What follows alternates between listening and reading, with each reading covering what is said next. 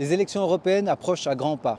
Le mouvement de contestation agricole s'est intensifié ces derniers mois. Parmi les revendications, une révision des normes environnementales et la question des prix. Mais dès lors, comment résoudre cette double crise du monde agricole, la crise écologique et la crise sociale? La crise environnementale et la crise sociale du monde agricole sont liées. Les réponses, donc, doivent l'être aussi. Les agriculteurs européens travaillent plus que la moyenne européenne pour un salaire moindre. Les subsides de la PAC ont baissé alors que le prix des intrants agricoles a augmenté.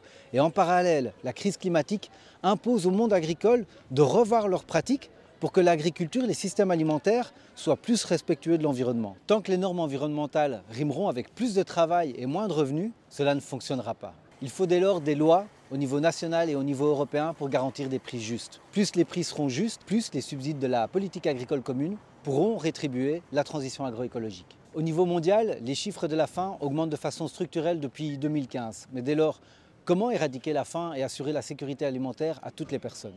La clé pour éradiquer la faim, c'est la souveraineté alimentaire. Autrement dit, redonner le droit aux pays touchés par la faim de choisir eux-mêmes leurs politiques agricoles et alimentaires, des politiques adaptées à leur contexte. Cette souveraineté, ils l'ont perdue à cause de la crise de la dette, à cause des plans d'ajustement structurel qui leur ont été imposés et bien sûr à cause de la libéralisation du commerce agricole instaurée au sein de l'OMC et par les accords de libre-échange. Il faut sortir de la logique du libre-échange à tout prix et permettre de réguler les systèmes alimentaires avec des droits de douane pour protéger des secteurs quand c'est nécessaire, avec des stocks publics qui permettent d'éviter la spéculation et encore avec des subsides sectoriels qui permettent de soutenir le monde paysan qui est le premier victime de l'insécurité alimentaire.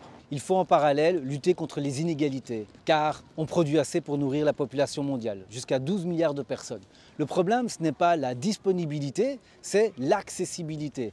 La plupart des personnes qui sont en situation d'insécurité alimentaire le sont parce qu'ils n'ont pas les moyens économiques de s'offrir à manger.